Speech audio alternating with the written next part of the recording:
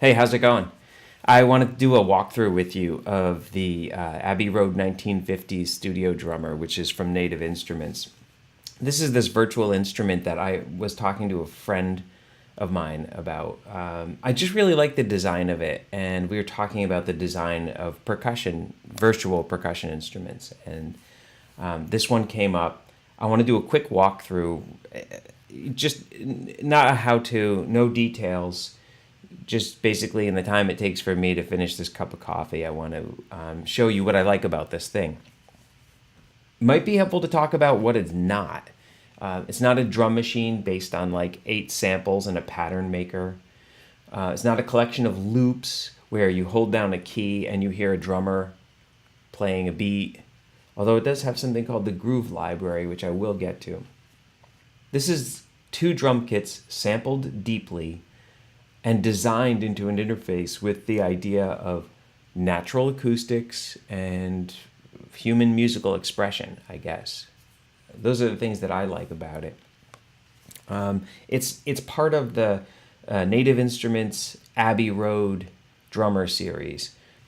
Each of these is curated by Paul Clarvis, the session drummer, meaning it's his kit and he's prepared it and he's playing it at Abbey Road in Studio 2. They're using mics from the era, so in this case, like 1950s German mics, through the original Abbey Road custom EMI signal path to a tape machine. It's recorded analog. So the thing is oozing personality.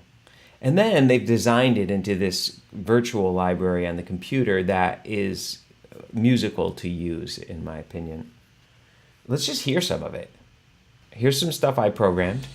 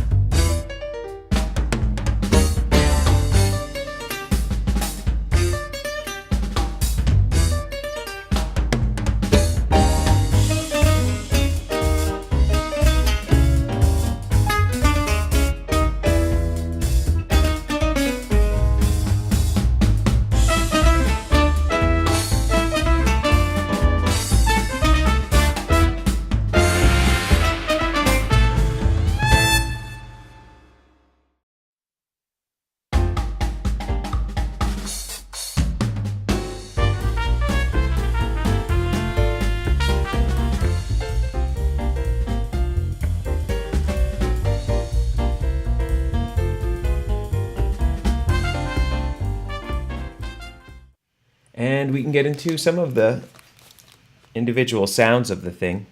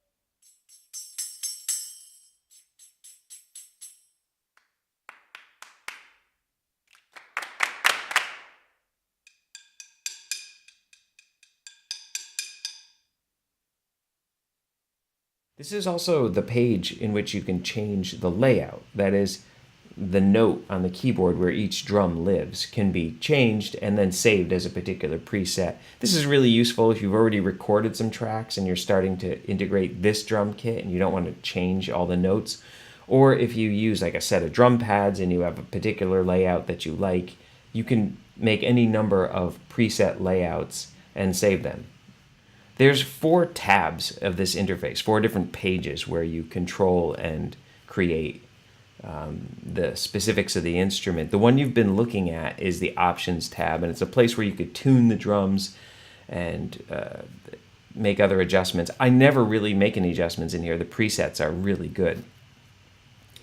The next tab over is called the Kit, and it shows a picture of what this drum kit actually looks like. This is the vintage Gretsch kit from the 1950s that Paul Clarvis curated for the library. There's some individual settings in here for each drum, and you can actually just click on the drum in the kit and then make settings about like how much of the drum is bleeding into the overheads and how much of it is bleeding into the room, and some other small adjustments. You can also, in this page, you can unload a drum that you're not using to reduce the RAM footprint of the instrument. If you click on the snare drum, you can actually remove the snare drum and use an entirely different snare drum. And now this doesn't change any of the programming you've done with your music up to this point or how it interacts with the rest of this virtual instrument. It just takes out one snare drum and puts in an entirely different set of samples for an entirely different snare drum. There's 3 snare drums altogether. This is really useful later on at the mix stage when I'm trying to fix my mix and I'm like, I wish I did this in a thinner sounding snare or a thicker sounding snare, a snare with some more punch. And it's not too late at that very late stage for me to change an instrument in the kit. It's pretty cool, that functionality. And that's what I use the kit page for. This page is the mixer page. I think it is one of the most powerful features that they designed into the instrument. They've recorded this thing in great detail. It's not just that there's an SM57 on a snare drum and they hit it at a few velocities and that's your drum sample. What they've done is they've recorded the whole drum kit like you do in the studio when you make a song. There is a couple of different mics on top of the snare drum, and there's one underneath the snare drum. And of course that snare drum is in the overhead mics, and of course it's in a room mic, and of course it's even bleeding into the tom mics. And so they've sampled all of this, and then you have a mixer where you control how much you're getting of that. Now, as a producer, this is incredibly useful to me because I can mix my drums to fit my song or my film cue or my demo or whatever, as opposed to creating a mix around the sound that's coming out of the drum kit sample. I can really get a very custom mix. And it's as if I'm mixing something that was recorded to tape at Abbey Road Studio because it was recorded to tape at Abbey Road Studio. If you're not that deep into that level of production, you can still benefit from this feature just because they've saved a bunch of standard mixes. So you've been hearing all along, you've been hearing the blues mix of this kit.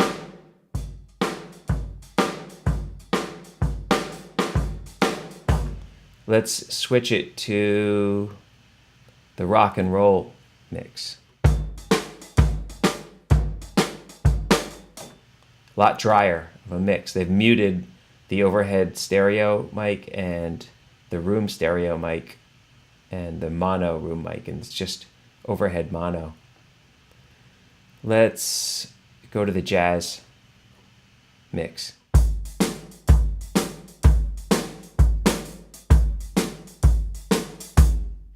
The jazz mix just features a lot more of the room, Studio 2 at Abbey Road. In fact, if I were to just solo the stereo room mic,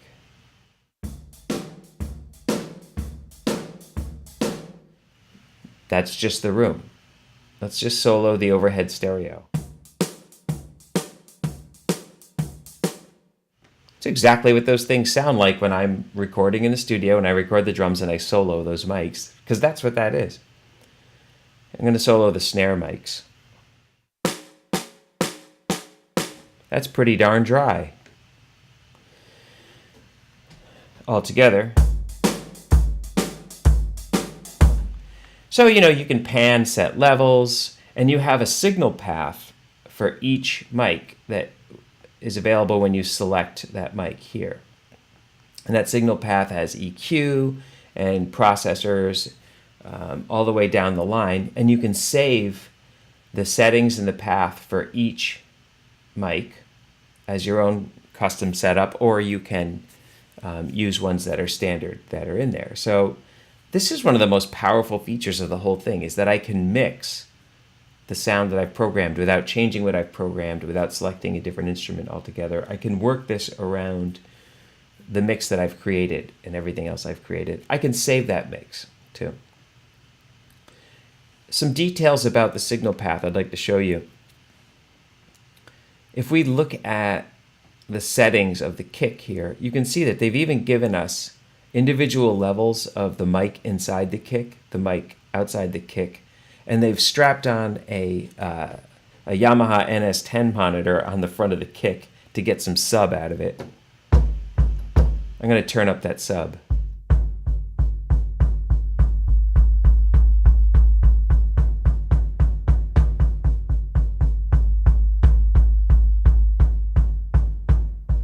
Something I really love about that is that when I've finished my whole mix, my project's done, and I'm just into managing the bass, I can use that fader, that sub fader, to dial in just the perfect amount of boom, boom bass that you feel. Something really cool that I've never seen in any other drum library is that level of mix power. The snare drum's path allows individual control of the top mics, the bottom mic individually. Mostly what I'm hearing there is the overheads. Let's mute the room mics and the overheads.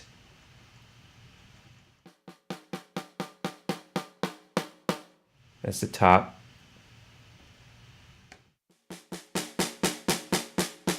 That's the bottom. Let's put them together and combine them back with the room. The bleed function is pretty cool because this has to do with the amount of snare drum that leaks into the toms when you bang on toms.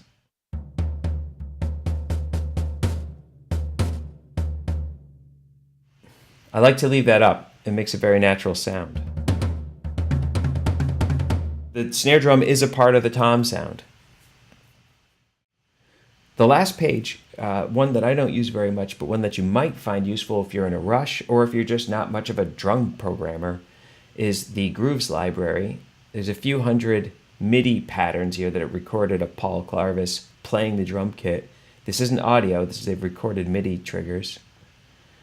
And they're captured here in a way that you can drag them into the tracks of your DAW and edit them and use them. Of course, they track to the tempo you're playing in. Of course, you can change anything you want about them, from velocities to which drums he's hitting. Let's sample some of them. How about this randomly selected groove?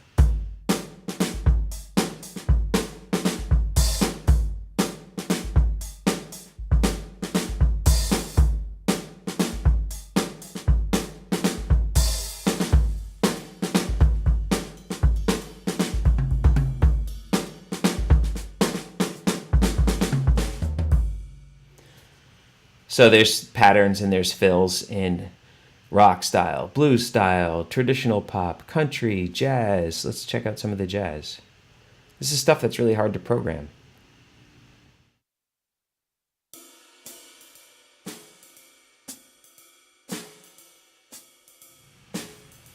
This one's actually was recorded at a higher tempo. I'll take it up.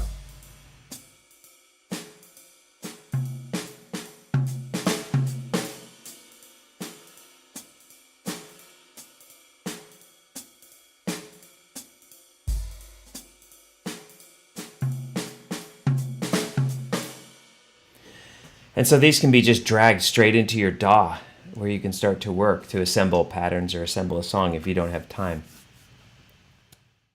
All right, that's my walkthrough. I think the things I love about this are the detail in which it's sampled and the design.